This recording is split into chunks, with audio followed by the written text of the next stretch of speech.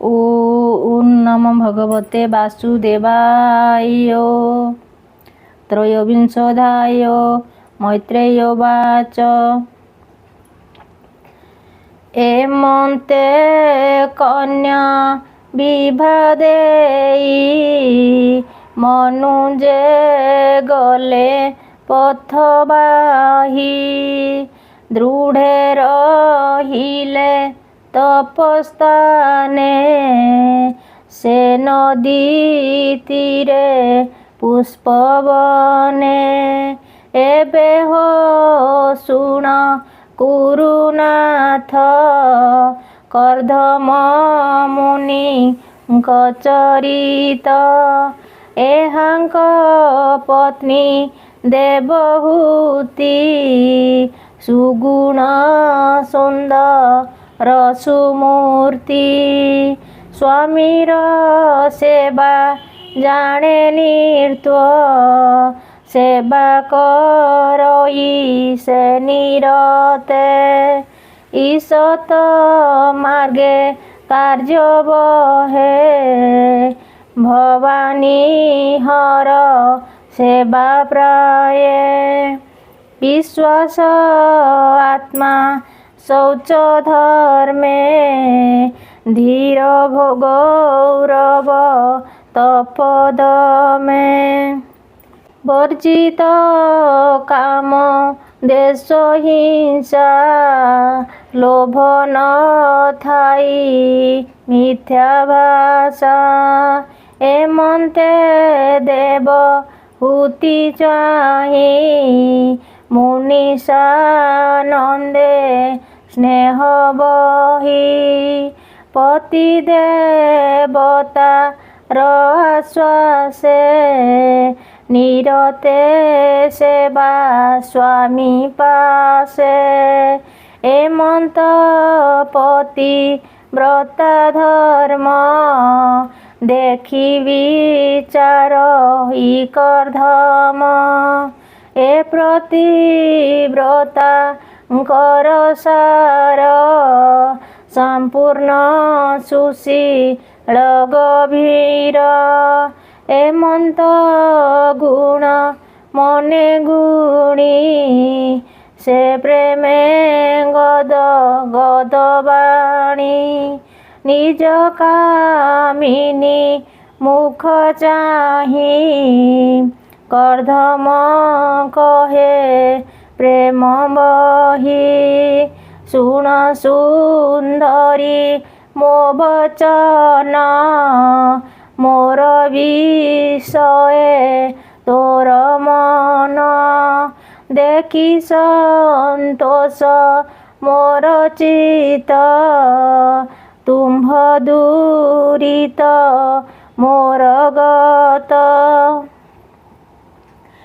प्राणीक मध्य नर देह सुहृद मध्य अति स्नेह प्राणीक मध्य नर देह सुहृद मध्य अति स्नेह से देह तोर जत्न नाही मो परिचेष्टे मन देई सुधर्म तप प्राणींकर तप समाधि विद्याधर सुहृद कर्म आत्मा ध्याने जीवक होई तत्व ज्ञाने से धर्म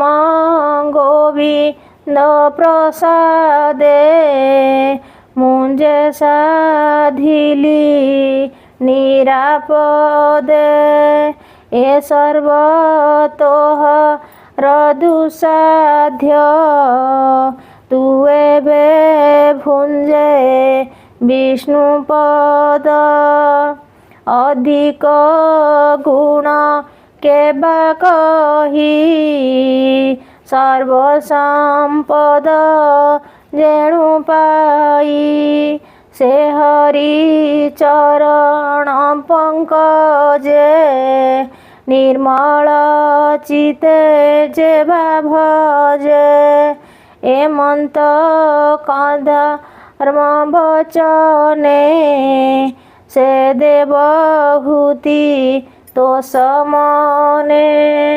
ଦେବହୂତିରୁବାଚ ଭର୍ତ୍ତା ବଦନ ଚାହିଁ କହେ ଗମ୍ଭୀର ବାକ୍ୟ ସୁଧାମୟେ ଭୋ ନାଥ ତୋହର ପ୍ରସାଦେ ତୁମ୍ଭ ଚରଣ ଅପ୍ରମାଦେ ନିରତେ ହେଉ ମୋର ସେବା ପ୍ରସନ୍ନେ ମୋତେ ଆଜ୍ଞା ଦେବା ତୁମ୍ଭେ ମୋହର ତୁଲେ ଏବେ ଗୃହସ୍ଥ ଧର୍ମ ପ୍ରିୟ ଭାବେ ଅତୁଲ୍ୟ ଧର୍ମ ଭୋଗ କର ଯେ ଧର୍ମ କାମ ଧେନୁସାର ଏମନ୍ତେ ପତ୍ନୀର ବଚନ କନ୍ଧର୍ମ ଶୁଣି ତୋ ସମନ। ମୈତ୍ରେୟ ଉବାଚ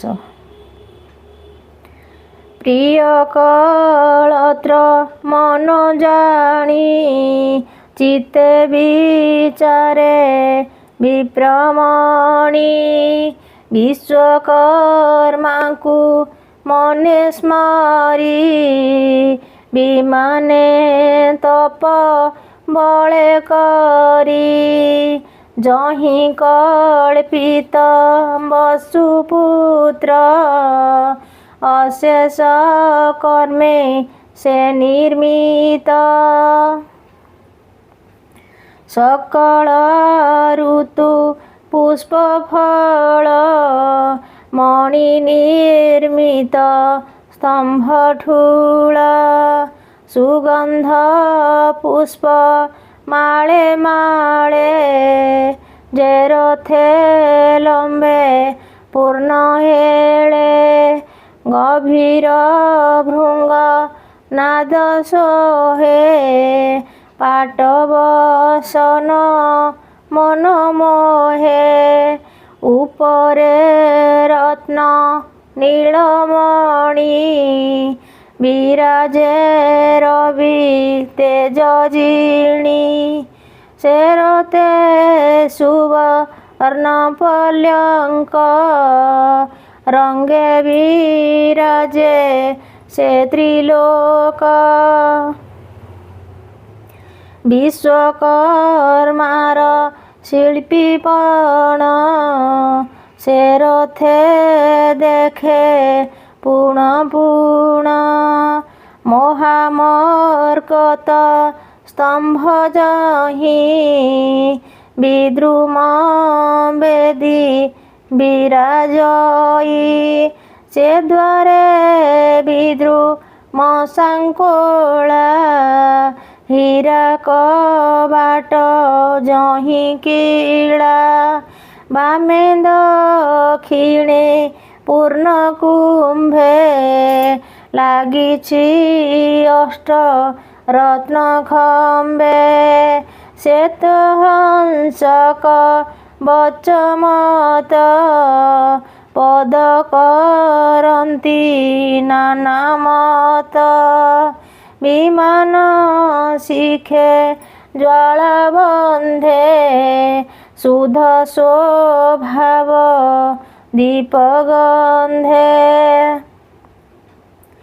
ବିରାଜ ସ୍ଥାନ ସୁରଗଣ ସୁବର୍ଣ୍ଣ ନିର୍ମିତ ପ୍ରମାଣ ନାନାଦି ଶୋଭା ସ୍ଥାନ ସୋହେ ଦେଖି ଦେବଙ୍କ ମନ ମୋହେ ଏମନ୍ତ ବିଷ୍ଣୁ ପୁର ଯହିଁ ତୋଷନ ଲଭେ ନେତ୍ର ଦୁଇ ନାନା ବିଚିତ୍ର କାନ୍ଥ ଭୀତି ଦେଖି ସନ୍ତୋଷ ଦେବହୂତି। କର୍ଦ୍ଦମ ମୁନି ପତ୍ନୀ ଚାହିଁ ଅମୃତ ବସ ନ କରଇ। କର୍ଦ୍ଦମ ମୁନି ପତ୍ନୀ ଚାହିଁ ଅମୃତ ବଚ ନ କହଇ। ସେ ସର୍ବ ପ୍ରାଣୀ ହିତ ଜାଣେ ତପ ସମାଧି ବିଦ୍ୟା ଗୁଣେ। ସୁନ୍ଦରୀ ଗୁଣ ମୋ ବଚନ ଏ ତୀର୍ଥେ ତୋଷେ କର ସ୍ନାନ। ଏ ରଥେ ସୁଖେ ବିଜେ କର ଚିତେ ଗୋବିନ୍ଦ ପାଦ ସ୍ମର।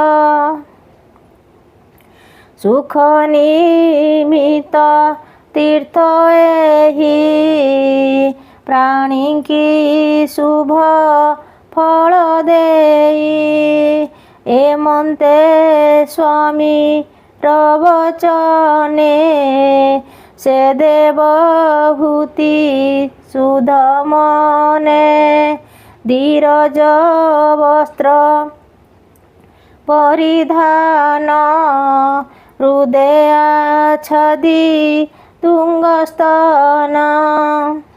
ଶିରେ ଶୋଭିତ ଜଟା ବେଣୀ ସୁଗନ୍ଧ ଗନ୍ଧ ଲେପ ଆଣି। ପଶିଲା ସରସ୍ୱତୀନିରେ ଯେନିରେ ସର୍ବ ପାପ ହରେ। ତକ୍ଷଣେ ସରୋବର ଜଳେ ସହସ୍ର କନ୍ୟା ଏକ ମେଳେ। ଉଠିଲେ ଦିବ୍ୟ ରୂପ ଧରି ଜୟ ଶବଦ ମୁଖେ ଭରି। ରୂପେ କି ଦିବା ପଟାନ୍ତର ମୋହନ୍ତି ବ୍ରହ୍ମା ଶିବ ସୁର। କିଶୋର ବୟ ସେ ଆନନ୍ଦ ବାସନ୍ତୀ ନୀଳ ପଳଗନ୍ଧ। କନ୍ୟା ଏ ଉଠି ଜଳ ତଟେ ସେ ଦେବହୂତି ର ନିକଟେ। କପଳେ ଦେଇ ବେନିକର ସ୍ୱଭାବେ କହନ୍ତି ମଧୁର। ଆମ୍ଭେ ତୋହର ଦାସୀଗଣ ସେବିବୁ ତୋହର ଚରଣ।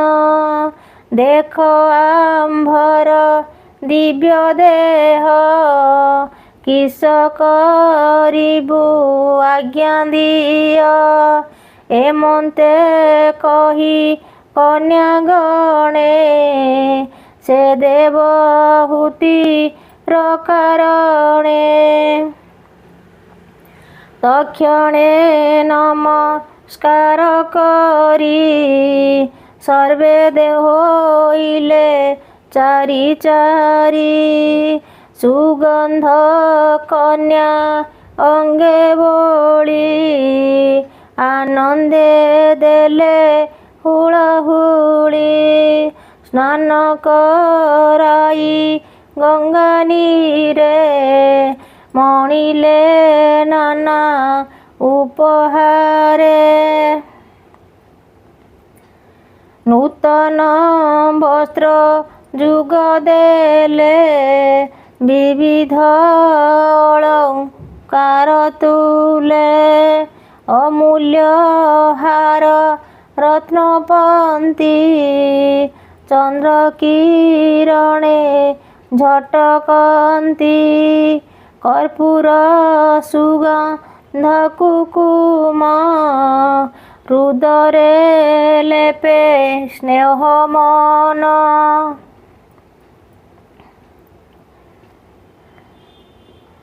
ଅନ୍ନ ବ୍ୟଞ୍ଜନ ଷଡ଼ର ସେ ଭୋଜନ କରାନ୍ତି ସନ୍ତୋଷେ।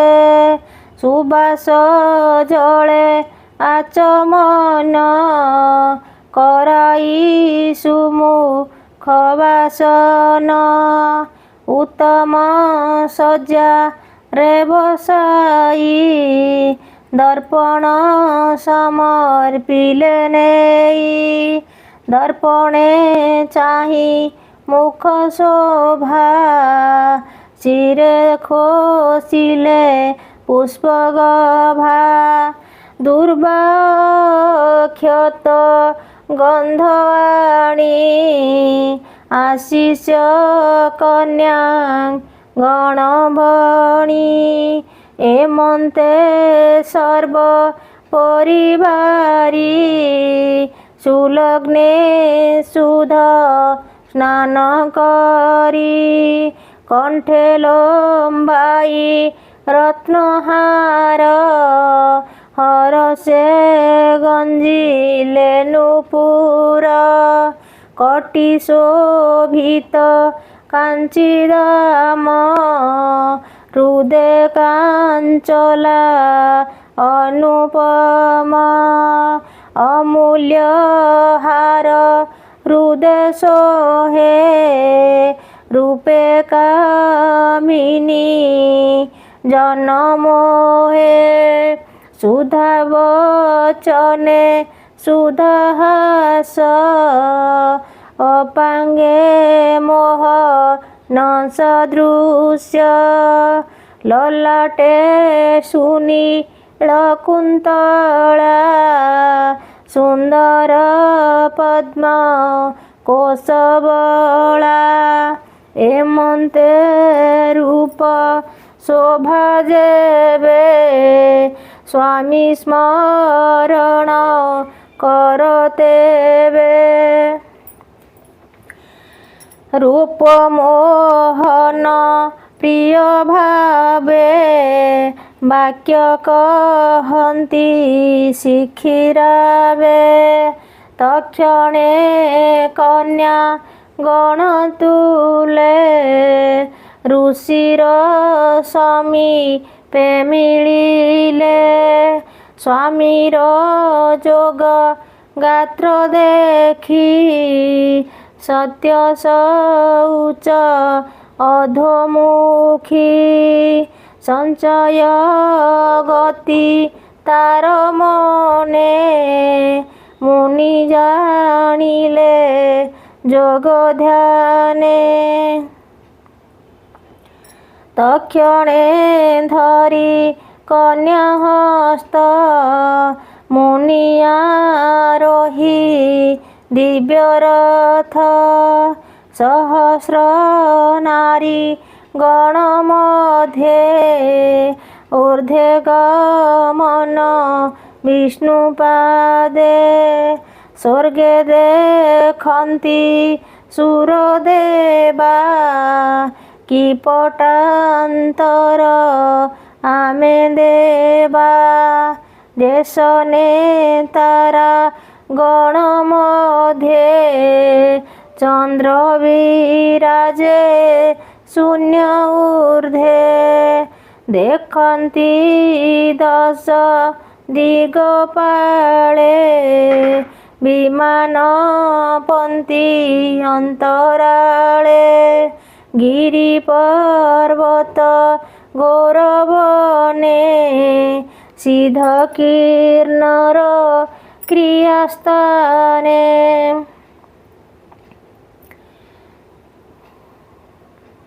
ପୁଷ୍ପକାନନ ଅଧିଦେଶେ କାମ ବିମାନ କି ପ୍ରକାଶେ। ଉଦାର ଚିତ୍ତ ପ୍ରାଣୀଙ୍କର କିୟ ବା ସମ୍ପଦ ଗୋଚର।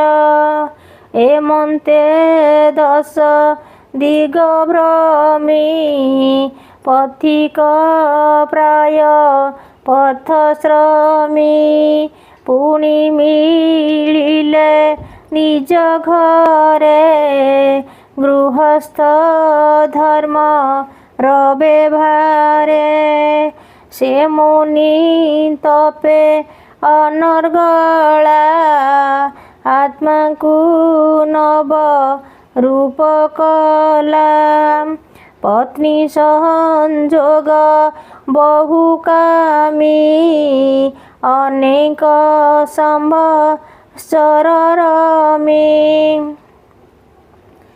କେବେ ହେ କାମ ନ ପୁରିଲା ମୁହୂର୍ତ୍ତ ପ୍ରାୟ ଦିନ ଗଲା ଏମନ୍ତ ଯୋଗ ଅନୁଭବେ ରମିଲେ ଦମ୍ପତି ସ୍ୱଭାବେ ସତେ ବରଷ ବେଦ ମତେ ସୁଚିତେ ରମିଲେ ନିଶ୍ଚିନ୍ତେ ସେ ଦେବହୂତି ଗର୍ଭଗତେ ଗର୍ଭ ଧରିଲା ଶୁଭରାତ୍ରେ ନବକୁମାରୀ ଉପୁଜିଲା ଶୁଭ ମଙ୍ଗଳ ଲଗ୍ନ ହେଲା ଏମନ୍ତେ ନବ କନ୍ୟା